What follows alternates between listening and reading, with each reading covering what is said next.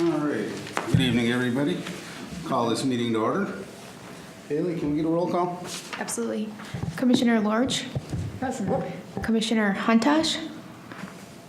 Commissioner Husnick. Here. Mayor Winnick. Here. Commissioner Roberts. Here. And Commissioner Finneman. Here. All right, I'll ask everybody to stand for a pledge of allegiance.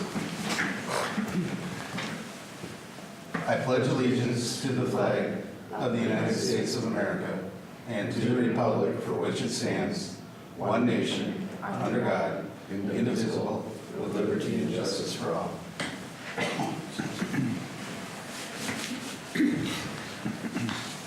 I'll look for a motion to approve the agenda. So moved. Do we have a second? I'll second. All right, all those in favor? Aye. Opposed? Motion carries. And look for an approval of the minutes from November 27th. I'll make that motion. I'll second. All right, all those in favor? Aye. Opposed? Motion carries. And approve bills and financial statements. Your Honor, there are no bills in the packet for this particular meeting, and the financial statements, since we're the first meeting of the year, you just have a copy of the budget as approved for 2018. So I don't think there's any All right. approval Any required. discussion on that, or I'll look for a motion?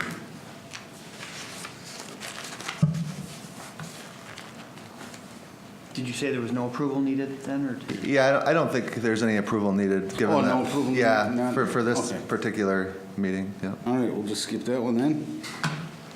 Aaron, do you want to take us through the senior transit pilot? Yeah, President, members of the EDA, there's been some discussion, actually over a number of years now, regarding transportation and transit needs in Forest Lake. Certainly, as you know, we are a member of the metropolitan transit area. We do pay into the transit taxing jurisdiction that principally provides for park and ride service out of Headwaters. There has been, back in 2014, some discussion about the potential for just an overall circulator transit system in Forest Lake. There were cost projections done to run a couple of buses for about 5 days a week that were either be dial-a-ride or kind of a flex route transit option. And we did actually apply for a grant. We're not successful in receiving that through MnDOT.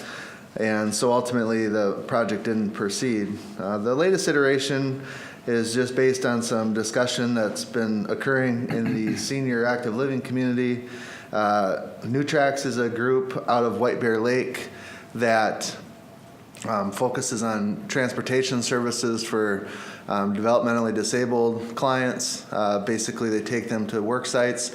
Really not any different than our local ESR here, but they have found a niche in the White Bear Lake area for providing a bus route.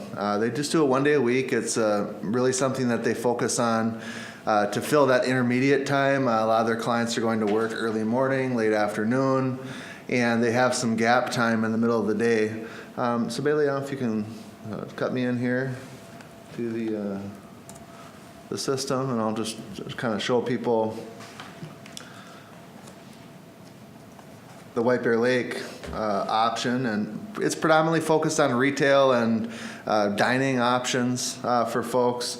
It goes for about 4 hours, and well, in this case, I guess 10 to 1, and it's just really 2 buses. They focus their drop-off and pickup locations at senior facilities, and then have a kind of a handful of core destinations. So, not coming up quite yet here. Maybe I have to.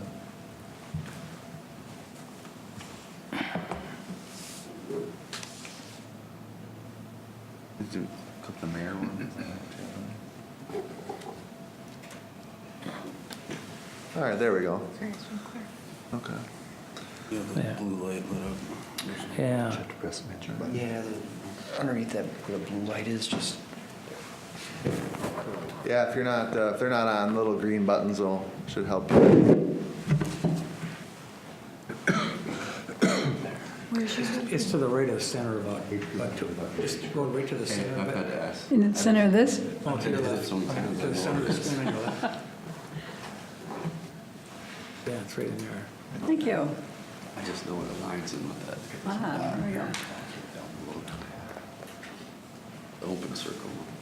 All right, and so again, this is what they're doing in White Bear Lake. It's just a loop, and you can see kind of the route that they've developed. It goes out to Kowalski's. Actually, in this particular case, since this is Nutrax's principal service area, they're doing this strictly based on donations right now, and some fair revenue that they receive, and they're really just doing it on a voluntary basis. They don't have a set price per ride. They're just relying on the desire of people to contribute. And you can kind of see here on the next page how they structure their drop-off and pickup locations. So in here, they've got multiple pickup times. You can go to the facility, let's say the White Bear Lake Senior Center, and go down here, and these are the times in which you'll have an opportunity to get dropped off or picked up at that particular location. So we've had some conversations with them about the potential for doing that in Forest Lake. I think Gary Lee was really active in helping out with some of that. And they did provide a draft agreement, which I'll go through momentarily here. Dan was able to take the time and put together a Google map that itemizes some of the possible locations. And initially it would focus on certain public spaces. And this is by no means, tonight wouldn't be the night where we're going to try to figure out a route or anything like that. I think what we're trying to discuss is, from a conceptual perspective, is would the EDA be interested in funding this as a pilot? You can see, though, these public spaces are areas that could be picked up and dropped off. The residences area would be the principal pickup and drop off locations. They're focused on where, most seniors are living right now in Forest Lake. And it's not to say, though, someone couldn't go to the senior center, be there, and then get on that with a group of people either. Excuse me. The blue on the map are potential destinations. Again, by no means exhaustive, but certainly some core areas that we think people would want to try to get to. Also, as you move forward, one of the ideas would be is the destinations would be groups that you'd attempt to solicit for some sponsorship. Not necessarily counting on that, but reaching out just with the idea that you are bringing business to their locations. So it's a mix of downtown. Another concept, if this were to evolve and be successful, would be to maybe have another day that focused principally on health.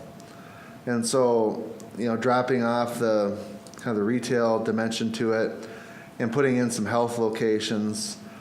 Certainly in the survey that was completed, Gary completed this survey at all of the various senior living facilities in Forest Lake and the senior center. There's a hard copy of it available for you at the dais. And you can see some of the areas that people put votes in for.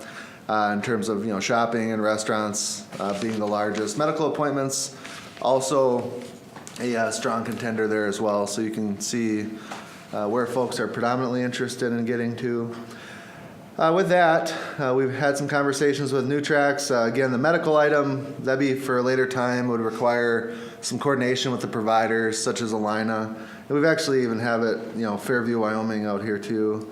And just shows you, though, that there is some potential for that. But the initial focus would be on the retail shopping component.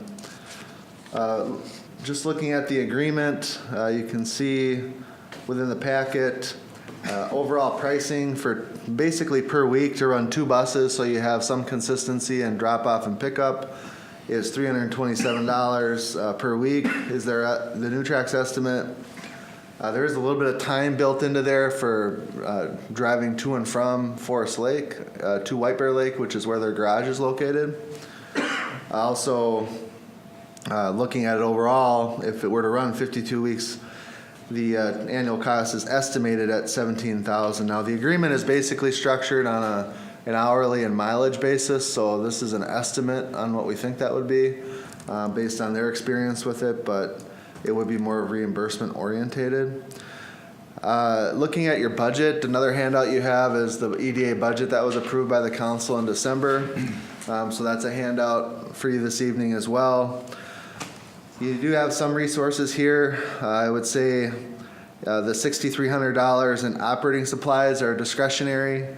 The $6,800, basically everything from EDA, professional service consulting, and publications, those are also discretionary. And then the $25,000 miscellaneous category certainly is discretionary based on the EDA perspective. The working idea with that category is that would provide 5 opportunities for the downtown incentive and Highway 61 incentive program. So that's where the additional funding that was provided in this year's budget is orientated to go. We haven't seen 5 applications come in a year, so I mean, maybe you could peel off one of those or something and just be able to accommodate 4. So I guess with that, I turn it over to your questions. There's a draft agreement in there. Before we sent it to legal review, though, we wanted to get some feedback and see if this is a concept the EDA was interested in piloting. Wouldn't have to be the full $17,000. By the time you got started on this, realistically, you're probably in April. Probably better to start it when it's a little warmer outside. Pilot it out April, May, June, July, August. And then as the council's going through their budget discussions, they can make a determination on whether this is something that would be worth funding in 2019. All right, thank you, Aaron. I have a couple questions if I could. I honestly don't have a feel for the demand. I really don't have a personal feel. I tag along with Gary Lee and it gives me the impression that it's really there. So when I look at a graph like this, am I looking at the vertical numbers? Are they number of people? That's correct. Number of respondents. So in the blue, that would indicate, like for shopping, for example, about 60 people indicated that they were open or interested in a shopping rotation. And then, it looks like maybe about 65 people, total responded within there. So, yeah, it's very hard to assess demand. I mean, certainly the senior center was the impetus for the conversation back in 2014. A lot of that was oriented toward medical appointments at the time. They'd get a call up and say, I don't have a way to get to my doctor. But I guess this is just more of a, the point of the pilot would be is to understand and assess, is there sufficient demand for this to fund it on an ongoing basis? Or are you really only going to see 5 people riding the thing, Are there ways to, it might well be a full year agreement, or are there 6-month kind of terms? Are there 4-month kind of terms? Are there any abilities to escape it if you find that you don't have any ridership? Yeah, I think there's certainly things you could put in there to say, we're going to do this for 4 months, 6 months, whatever the number whatever the number is, and I think the new tracks will be okay with that. They're not investing in any new capital equipment here. They're not buying a bus to accommodate this.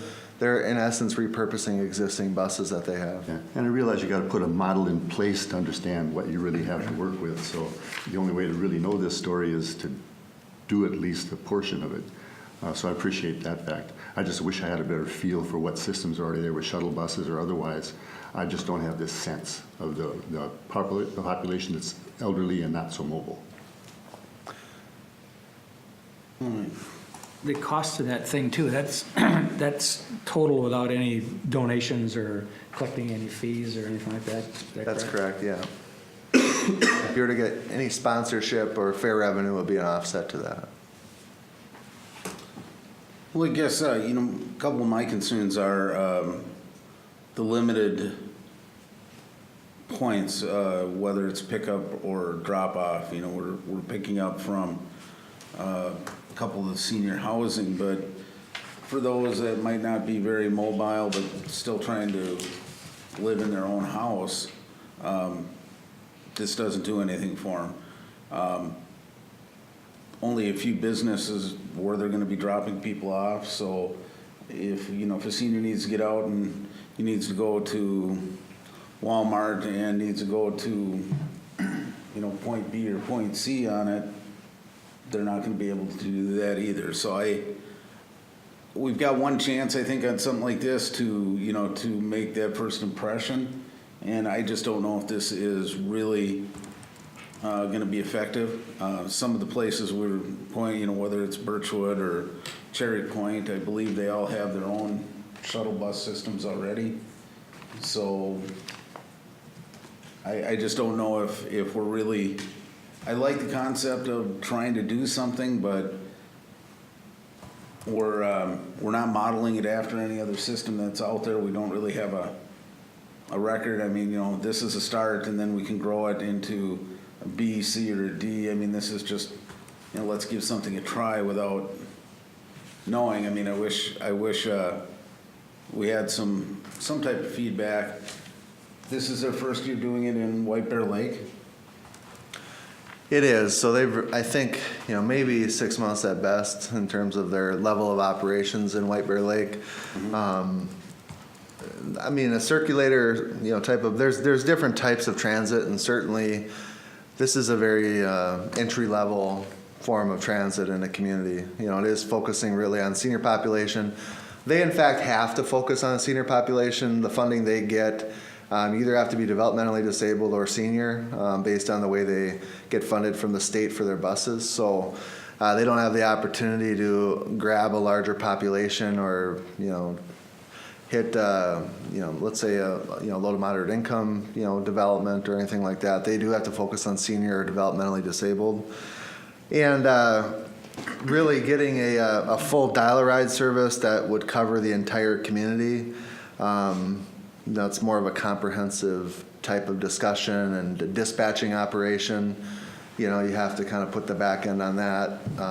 Here, no real dispatch required. I mean, they've got a route that they're dealing with, and you know, it's published and known. And their feedback to us on the White Bear Lake Loop is it's been building. They're comfortable and happy with where ridership has gone. It started off a little bit slower, but then as people, you know, saw people be successful with it, you know, and they got on and went to Walmart, and they finished at Walmart, and they were able to, you know, get to the Dollar Tree and then get back. You know, they were, you know, pleasantly surprised with the utilization there. So, but it is a different concept in terms of the amount of money you're investing, especially if you did like a 6-month pilot and you're talking about half of that.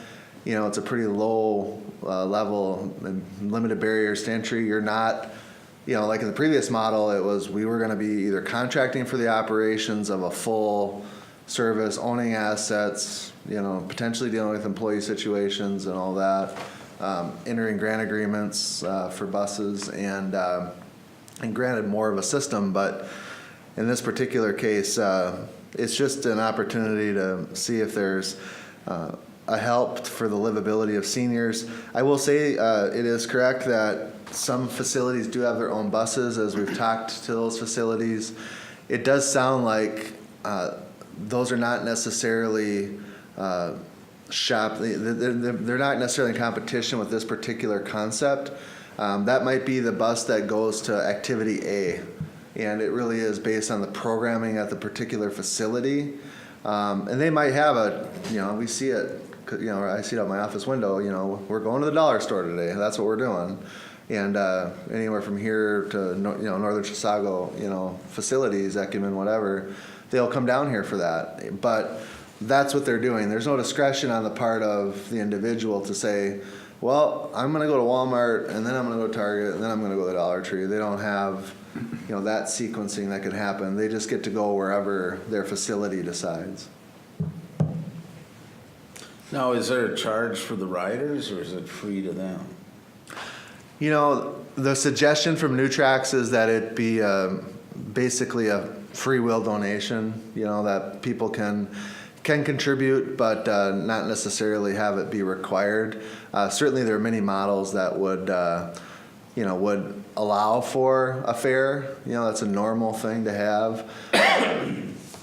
The likely, depending on what that is set at, you know, you might limit participation. I think the idea is to see what kind of demand would exist, and then, you know, grow it from there and evaluate, you know, maybe that in the future. Mm-hmm.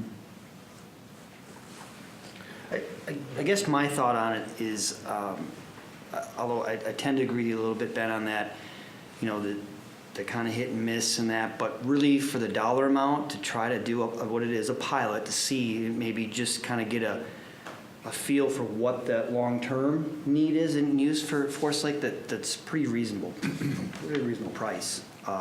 Especially like, as Aaron's saying, if you're gonna do for 6 months, and that's half the cost. Until you do something, you're not gonna really go, and I'd rather throw 17 at it or half that than let's do a full-out $100,000 investment or whatever it might be, and then it is a failure. I mean, or not a failure, but maybe the ridership's not there. The question would be is this fully an EDA, something EDA should be taking on, or is it part of come out of the city budget, or is it, I mean, I know it's one and the same, but my question only would be, is it something that should solely lie on the EDA's budget, I guess? I think that can be an open question. I think the discussion point, could come out of either budget. The EDA does have some discretionary funding. I think the idea would be is that depends on the view you take of economic development, of course, and I mean, on the one hand, you are facilitating, some limited economic activity by getting people, to these places. But probably from a larger perspective, if you're taking the view that just creating, quality of life and quality of community is part of the role of the EDA. I mean, it's more in that lane. So it depends on how you want to view it. It's not what you call hard economic development. Now, the city itself wouldn't be having to do any coordinating, anything else. It's just between new tracks and the drop-off, pick-off points, basically. We wouldn't be getting people calling here, I need a ride for this, or any of that day-to-day type stuff then, correct? Yeah, president, members of the EDA, no, not day-to-day types of things. Certainly we would have a role in, at least working with the sites initially to determine that they're okay with being a drop-off location, to work with them initially to market it to their residents, and then market it to different senior groups, within the community, however that happens. But we aren't going to take the call like, hey, the bus is late or whatever. Right. Now, is New Tracks basically the same as like ESR is here? Pretty much, yeah. So I mean, a fair point. New Tracks has been doing this, but a fair point, would be is to reach out to ESR and see if this is an area that they would be interested in too. Yeah, being located right here in town, it might be worth checking into. But yeah, I agree with you, Blake. I think it's it's a very economical way to get some feedback if it's going to be worth it or not, I guess. And that's the only thing I was saying is maybe the first impression of it is this what we want? This really limited. Although I think it would be important if we do go down that road that people know that this is a first try. We want their feedback. We want to see if this is something worth building on. So Aaron, then there would be, as far as rolling it out, marketing it, an expense of that, there's some expense there to do it, so that would be included in this price, or do you think that would be additional to the city for the EDA? I think it'd be pretty de minimis. It's more time, and maybe some limited printing and things like that. But that is not reflected in their price. I think most of the senior living facilities and the senior center could, do a good job of marketing, promoting it, and getting it started anyway. So, As far as the people living in their own homes that you're concerned about, if we could get the word out to them that if they show up at the senior center, the bus will come by at this time, and they can get somebody from their church or a caregiver to bring them to that designated spot at that designated time, and then find out where the drop-off point will be, if it's back at the senior centers or wherever it's going to be, and the caregiver could, or a family member could come get them. I think that would be one way of engaging those that are living in their homes rather than in facilities. yeah, no, it is, and good point to bring out. It's just, I'm just trying to, do we want, how much can they do, or where is the demand? Because, and I think Aaron touched on it. Birchwood, Cherrywood, they do have their own vehicles, but I guess if those vehicles aren't available to take them, on a shopping trip in Forest Lake, this would definitely benefit, a majority of the people living in those facilities. And, that's kind of one of those factors looking at it is like, are we augmenting a service that's already there for those people and then, leaving another batch of people that possibly could really utilize this without something to benefit them? That's where I was going with it. The timeline, the trial period, if we have a short-term trial period of 3 to 6 months, then we really have to do a lot to get the word out there. So we get this going as fast as possible, because otherwise it's going to be slowly building. And by the time we figure, okay, the 6 months is up, that could be still on the ramping up part of getting the word out and getting usage up. So it wouldn't really be a fair judgment of what the usage would be. Well, 3 months definitely not. I think 6 to 9 months would Yeah. would really give us more. But if we did 6 and had a really good advertising campaign, get the word out to the seniors through the senior center, through the different facilities, and through churches, anywhere that caregivers might work, anywhere you can plug into them, get the word out, get the schedule out, and then get a feedback form from them somehow of how they like it. And Yeah, but they would need a number too to find out if they've got questions. Would that be new tracks that would handle any questions on the route? If they have, questions about the time, I mean, we certainly would try to have a similar flyer to what they had in White Bear Lake prepared on our website available. If someone called here, we could, certainly try to get them what they need. But I assume new tracks would have the same information available too. So. And they'd be the ones that would be doing the follow-up on what kind of ridership you are getting. I mean, they'd be the ones you'd have to rely on, or Yeah. whoever is doing it.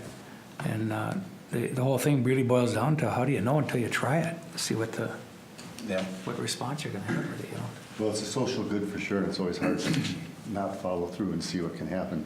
I do like the test case being something in the 6 month or 9 month category, so there's an opportunity to at least make a judgment. And then, yes, I wholeheartedly agree that we have to really get on top of education right at the start. Well, and I think, we have to designate a little better loop there too. The YMCA isn't included in this, and I know isn't there a couple of just dedicated senior facilities right by the YMCA? No, the Y was on the list. I just had it off the map there. Oh, okay. Yeah, I was just. All right. I just. Well, sorry, you can't see what I just did. Apologies. Don't worry about it, it's not that, but yeah. It is on the map as well as the library. So. Okay, oh yeah, the library's on the Y, yeah. Just to be able to reach down there and get the seniors that are living there too, as well as that, and bring them back up. And then the whole apartment area over here, I don't know if we could have one designated stop possibly in that area, or one or two, depending. I know there's a couple senior living areas over there as well, so. They could maybe physically, I don't know if they could, but walk to the senior center, it's pretty close. You're talking about the apartment lane area? Is that what I was thinking more along 12th Street and in that area. But, again, it's a test to start with, so we could always expand it if we decide to continue it next year.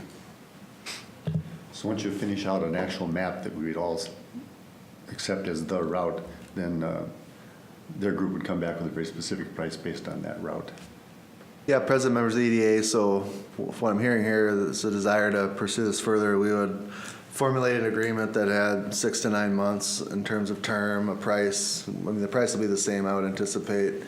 We would get a route put together, times, at least a sample schedule, and start then to bring that back to the EDA for approval, then start to work with the different facilities to make that happen. So. Yeah. Did we determine how many riders can be on a bus? What the capacity is? It might have been in the agreement. Right off the top of my head, I do not recall, but maybe 15. I mean, based on the types of buses that you traditionally will see. Although if they do have larger numbers, if they're similar to ESR, they will have larger buses available. If the ridership warrants. All right. So, yeah, no real action needed on that. We'll just Just go that directive and. have a check-in, and we'll follow up and try to get something formal in front of you. All right, sounds great.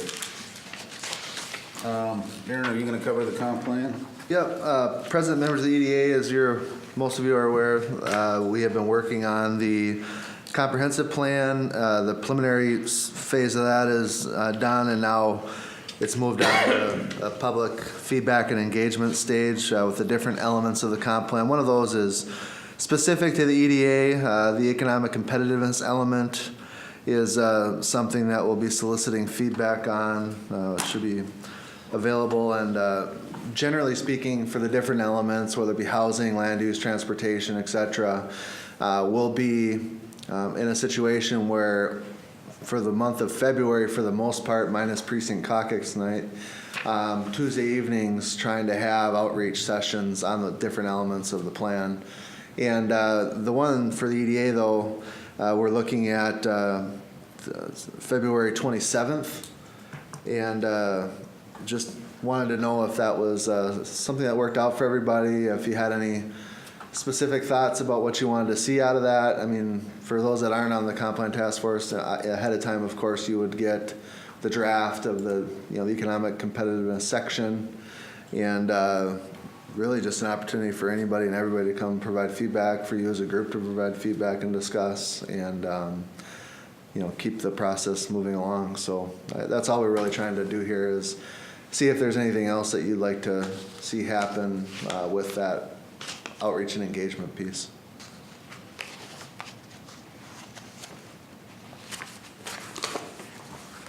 Any feedback for Aaron on that?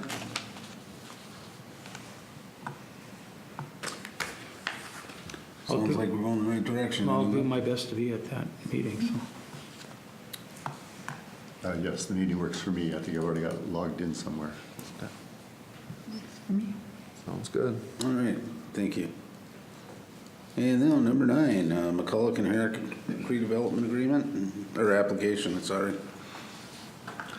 President, members of the EDA, there's been various discussions. We've actually had some recent development interest in this parcel for a kind of we'll call it a used sales lot, but it would have involved the bringing of salvage vehicles to the site and then auctioning them off and going through a process of that. And so there's been some discussion about that, and I think there's been some discussion about these areas in the future land use plan as far as the comp plan discussion goes, on whether or not it'd be more beneficial to have this as a commercial type of zoning up front and then maintain the industrial zoning to the rear. But these two properties, the bigger properties, this is about a 40-acre site owned by Greg Herrick, zoned industrial, of course some wetland impact. It has proximity to the airport. This is owned by the McCulloughs. I think this is about a 30-acre site, and then this is a kind of these are single family at this point in time. Realizing there's discussion within the comp plan to designate the next area for a business park and looking for that larger lot development potential. This area really is a good opportunity for that in the short term. And so one of the questions is do we want to do some more active planning on this particular site?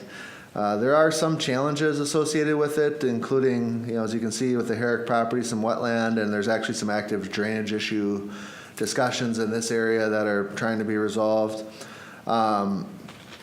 You have some unique utility issues on the site that Ryan's probably talked about more than he cares to admit. And then we have some unique access issues on all properties. So like the Herrick property, for example, a lot of the frontage there on Forest Road is unimproved. Likewise, for the McCullough site, probably your best case scenario is you're looking at a right-in, right-out access here. That would require some rerouting, or if you're going to try to go the other direction, if you're going to go to the west on 97, you're probably going to have to go to the roundabout and turn around.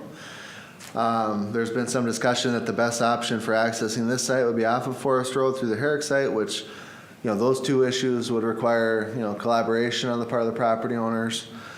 And just the best way to lay all these properties out these in particular, is if they're all working together. So one question is there an option or discussion to, one, assess if the property owners are interested in that kind of a conversation, work to get a proposal or go through a process to get a concept layout and a financial structure put in place to help address site issues. And I think one of the things that really is going to be needed to make these sites work is kind of a pre-established willingness to participate in the creation of a tax increment financing district, because you do have unusual utility costs. You are going to have to be in a situation where any work you do on 97 is going to require, the creation of dedicated turn lanes, which can be very expensive.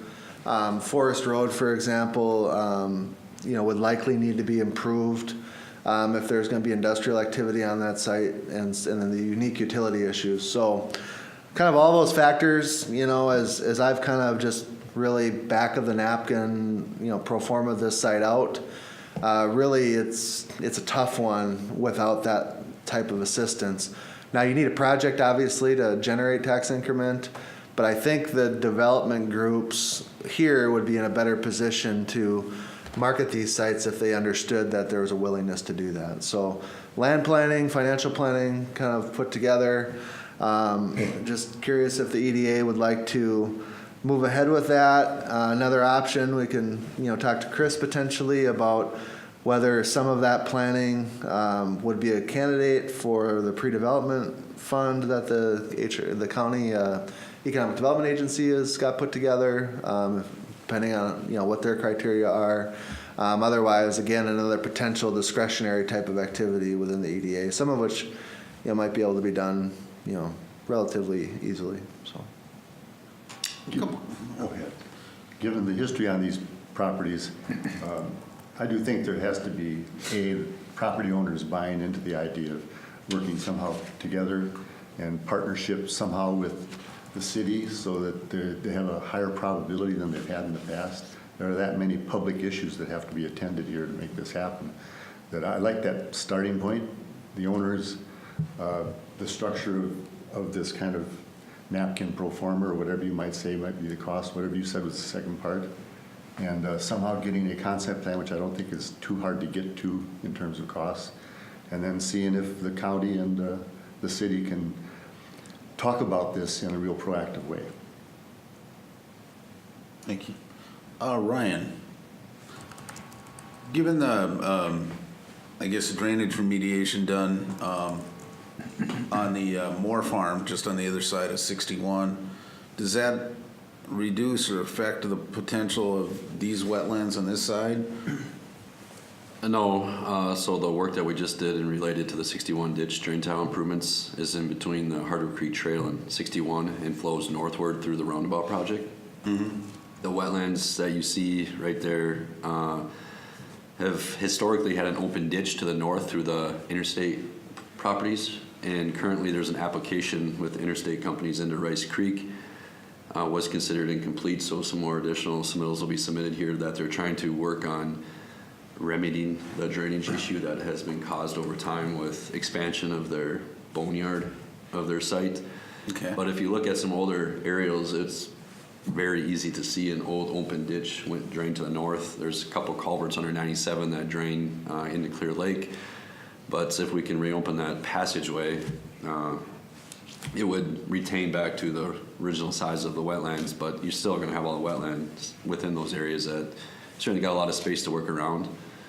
But yeah, I just, looking at that, there's a significant amount on that lower part of the Herrick property, and if we could, it kind of limits your access to the other, right up, close to where interstate is. So I'm just wondering if that opened it up to, some more potentials. I, personally, I think these properties are, ready for development, but it's definitely going to take some city involvement to get the right type of development there. I don't think we're going to find a business that's going to want to buy 30 or 40, 50 acres and do it all at once. But if we could, especially along Highway 97, get that, either a partial continuation of the frontage road that's on the other side, kind of, access that and be able to get some retail going in there. That would probably pay for most of the investment in that, and then we'd have, still the potential for, 20 plus acres of industrial land behind it to try and market. But yeah, definitely, Mark, I agree that, without the owner's participation and willingness to work together, there's no reason for us to move forward anyway. Well, Herrick's already gone through a few iterations of what he might be able to do on his property, and he's acknowledged a road that would come off Forest Road and head toward the McCullough property. It's a matter of making these horrendously expensive right-in, right-out kinds of stores are even very expensive. Off 97, so you could build an interior roadway, and then that could divide off the property to be more intensely retail or professional off 97 frontage and more industrial behind. So I think there's lots of opportunities on these sites, and they have languished for quite some time. They're going head-to-head with city property that's, has a chance to be slightly larger too, and they thought their edge would be larger tracts, like 7 to 10 acre tracts. Our airport industrial property has to work to get toward. Yeah, well, and with the two single-family homes that are on there, I believe they're, they would both be cooperative with, working to a development anyway. So we got, access directly across from the road there, or make it work somehow anyway. Yeah, we're close enough to the roundabout to have a functional right-in, right-out storyline. Even down on Forest Road, which is a really kind of troublesome way to enter it. If you weren't crossing over to the north and the south of Forest Road and you didn't go over 97, but everybody had a right-in, right-out, the roundabout's still very effective right there. And that takes away some of that difficulty of that particular road. But with all the improvements of the roads and everything else that comes into play here, it has to be an overview by a composite, looking at all these properties together. Now, the property just north of the interstate removal, that's still bank-owned, or is that privately owned? It's still owned by a bank. Okay. So that may have potential to be included in. Oh, where your hand is right now, that property? Right. Correct. Just north, okay. Yeah, the farmers use that property to access this when they're farming this area. You can see where they got trails going across there, so. That's the pieces for sale right now, right? I always thought that was a potential for a street going back to access that property, perhaps. You could be that close to 97, but then the utilization of that property would be pretty much expended into roadway. The real issue with the 97 side of that thing is the steep banks and stuff there, you know what I mean? Yeah. There's some, Well, there's issues to be issue dealt difference. with along this whole thing. yeah, there's just some things to be dealt with. So, Beautiful piece of property though, other than that. so ownership discussions first, and then see where we go from there, with the city initiating that to show that they have an interest in helping. And we can definitely do that and approach at least the two principal owners to start with and kind of see where the conversation evolves.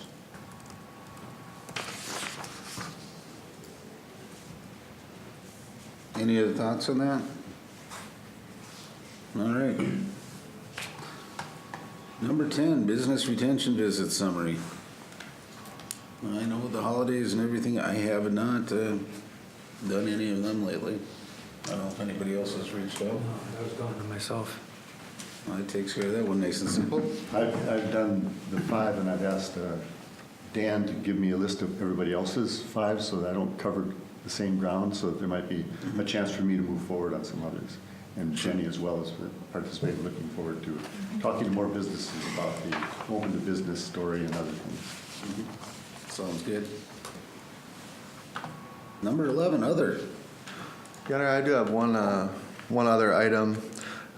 Materials in front of you, if you recall at the previous meeting, we discussed the potential for signage on the exterior of the city center here that would more specifically identify the building and or the fact that police were located here.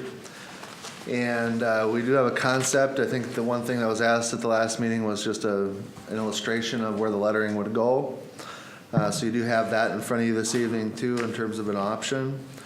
I think the discussion, based on feedback from last meeting, was to drop city center and just go specifically with City Hall and Police, given that City Center was reflected out on the existing sign. And so we do have a proposal to do that lettering from essentially the same individual that was involved with the original construction.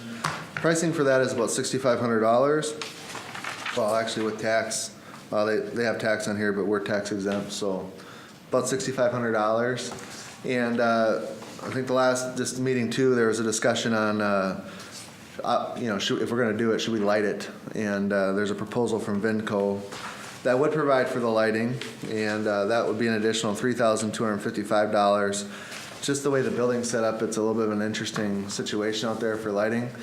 And we did get pricing for, I guess, believe it or not, the fire station lighting is not on either, Fire Station 1. And we think we can deal with that one in-house, just it's going to be an easier lighting situation. We're thinking maybe just, $1,500, $2,000 for that. And that's something that would likely be accommodated within the city's maintenance budget. But these other items cumulatively together to get the City Hall and Police pieces are a little bit larger. So the request would be to authorize the Solo Communications and Vinco proposals for the installation of the signs using remaining city center construction proceeds. I guess with that, I'd be happy to answer any questions that you have. Lighting, is that like backlit letters, or are they just gonna put a couple lights out front to shine against it? Spotlighting, yeah. Okay, spotlighting. Take out the canopy, run conduit on the top of the canopy, and Yeah. go find your source, and then just shoot back at the sign. Yeah, it says right here, it's fixtures to be mounted on the roof line below the new signage. Okay. That's right, part of the proposal.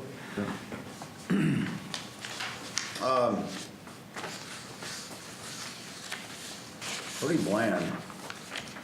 I don't know if we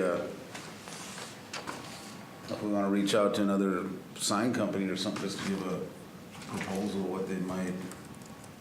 I was hoping for something a little bit more like the sign we have at the entrance to the city center, kind of keep with that same type of theme.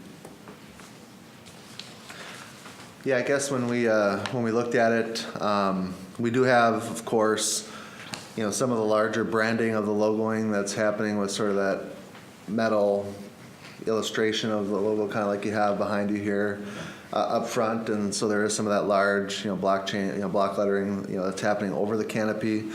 I guess realistically, when we were looking at it, it was just strictly to, be consistent with the signage on the front of the fire station at this point. I come out of a game where it's, the signs these are easily read, clean and simple graphics, and they don't try and challenge the building by becoming something more than just that. I'm fine with simplistic, clean, and easily read signs that are consistent. I also really liked the look of it. Very immediate, nothing extra.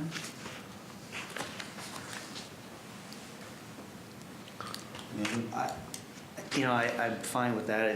Anything more than that, it's gonna be only more money. I still kind of wondered in this day and age with handheld computers and everything, do we need to spend $10,000 to kind of state the obvious here? But I guess if that's what the public feedback is, that people are not being able to find that, I guess that's what you have to do. Have we had a lot of public feedback?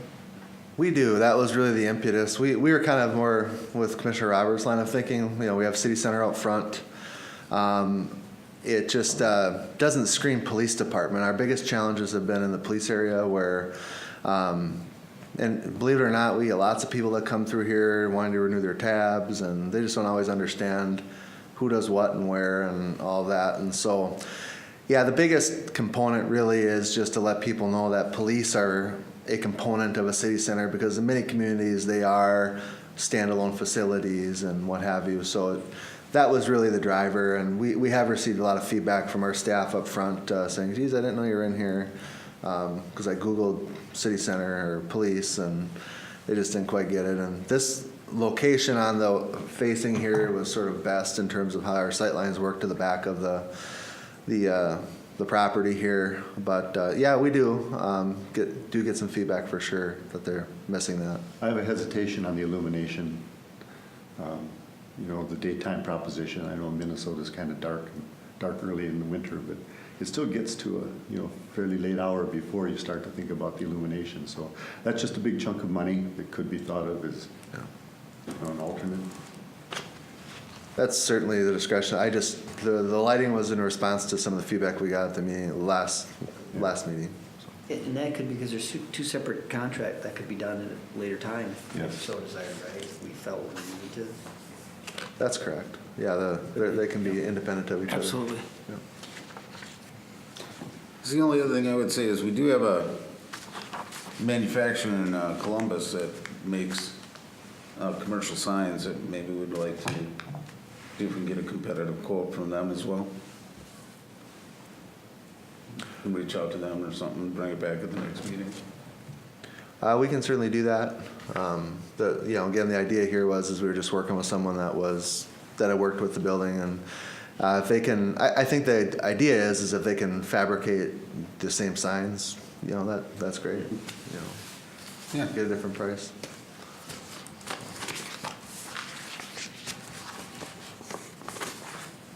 Sounds good. I think it looks good. It's just clean and simple. So the EDA would like me to get one more quote and then bring it back to the next meeting. Does that sound right? Yeah. Yeah. Okay. And what I'm hearing is keep the motif basically the same, the style and everything, so. We'll do that. Chris. President. It's from the county. Yeah, President Winnick and members, good evening. Happy New Year. So I'm really excited to hear about the opportunity to work with you on the McCulloch and the Herrick property and the pre-development.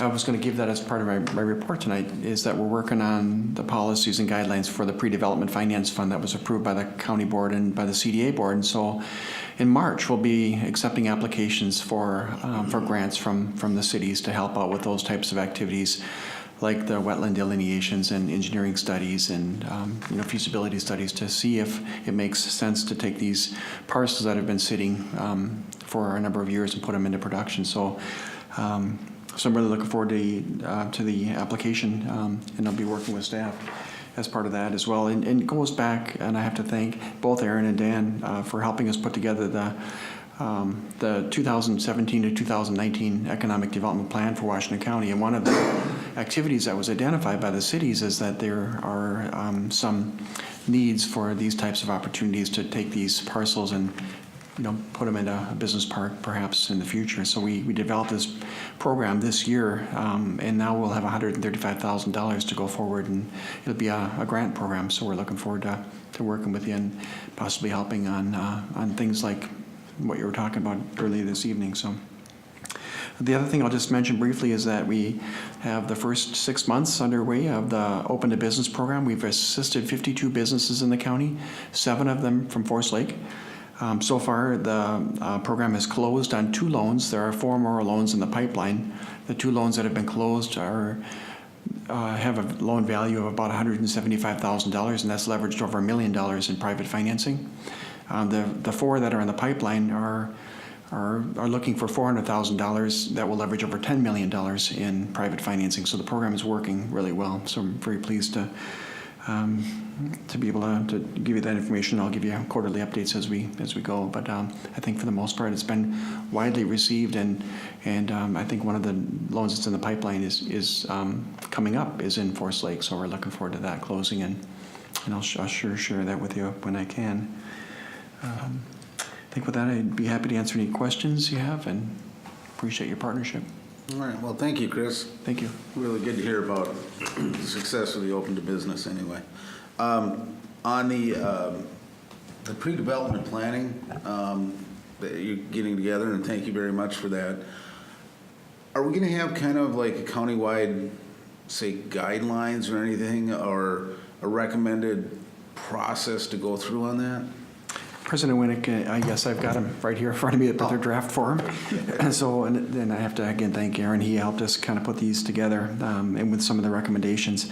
So the plan is for the CDA board to discuss this next Tuesday, and then I'll take it back to the CDA board for final consideration in February, and then in March. So I'll be able to share that with you very shortly here. And you can certainly weigh in on the policies and guidelines as we move forward as well. But we are looking for some match. We're actually talking about a smaller pool and a larger pool for these funds. And again, we're looking at it as a grant program.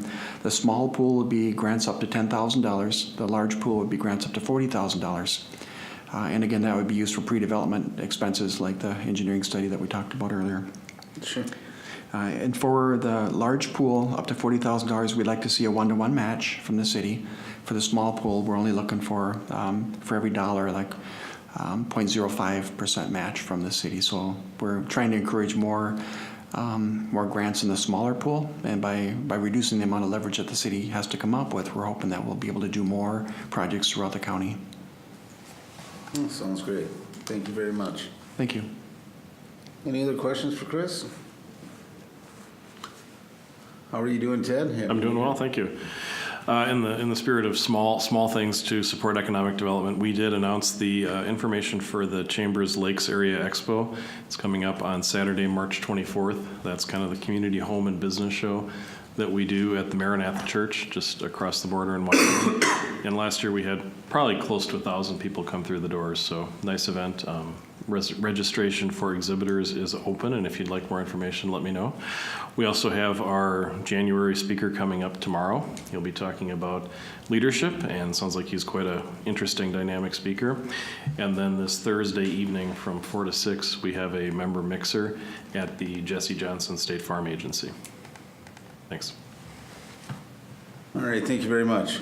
I'm looking forward to attending tomorrow. The speaker does sound very interesting, and talk to Aaron, and hoping the EDA is going to have a booth at the expo as well, or the city and the EDA combined anyway. Yep. Bailey's working on that right now. So. All right, great.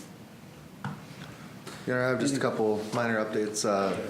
On this evening's council agenda, the final PUD application is on for Timber Ridge, and so that's the 4-unit apartment building, 19th and Everton, just by the Gateway Green Development south of Menards, and so. Is that the 2-unit building? Nope, that's a single. Unit? Yeah, basically Okay. the same as Arbor Ridge here off of 97 and 8th, and they'll be in for final approval, and that's moving along. Planning Commission this Wednesday evening, assuming we get a quorum. It's kind of that time of year where people like to head south, and so we're on the edge of that. But we have the concept plan for the Pratt property, which kind of is driving the discussion on the land exchange, and so that will be on Wednesday evening's agenda, as well as the just the idea of the common bond project. So between the Pratt common bond and then the potential land exchange, those all work together. And so they have done some revisions to the concept based on council feedback, and so we'll see where that goes. And then also Cambia Hills is an applicant to do a text amendment for the property at 202nd and 61, or the Moore property, as we discussed earlier this evening. And that is they're requesting a text amendment to the zoning code that would allow for the construction of a residential facility for youth. I think it's like 60 to 65 units, give or take, and focuses on kids that'll stay there for 6 months or longer for various treatment services, and a lot of employment that goes along with that. But I expect that there'll be a lot of discussion about is that the right fit from a use perspective on that property and all that. So that'll be the first introduction of that conversation at the Planning Commission Wednesday evening. All right, thank you, Aaron. Anything else to bring before the EDA? I do. I guess maybe I missed a meeting over the holidays. It was just kind of like a busy time for everyone, but in the retail business, it even more so. But congratulations, Aaron, on your new position. Yeah. Down in Rochester, and thank you. We're going to greatly miss you here. I think it's been a huge asset to everything in the city, but especially the EDA stuff. So we appreciate that. I guess then the question is where, as far as backfilling your position, or where's that at and what's the process?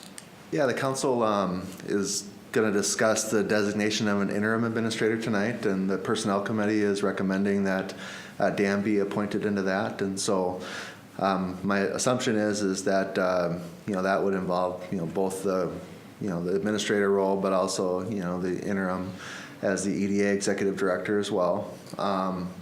And then they're going to set a workshop to discuss the recruitment process. And so they'll be looking to set a date for that this evening. Then the other, as far as, I don't know, the thoughts on bringing the EDA back up to, with Julie resigning, what the president's thought is on that, or where we're at with that, and the rest of the. I'm still going through some applications, trying to fill a couple other positions and, trying to get that taken care of, so. We'll have to, I have to go through that and see where we're at before the next meeting, and then I can let you know. Okay. But right tonight, I Yeah, unfortunately can't give you an answer on that one, so.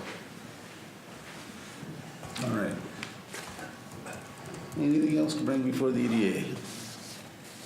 Look for a motion to adjourn. So moved. Do we have a second? Second. All those in favor? Aye. Meeting adjourned.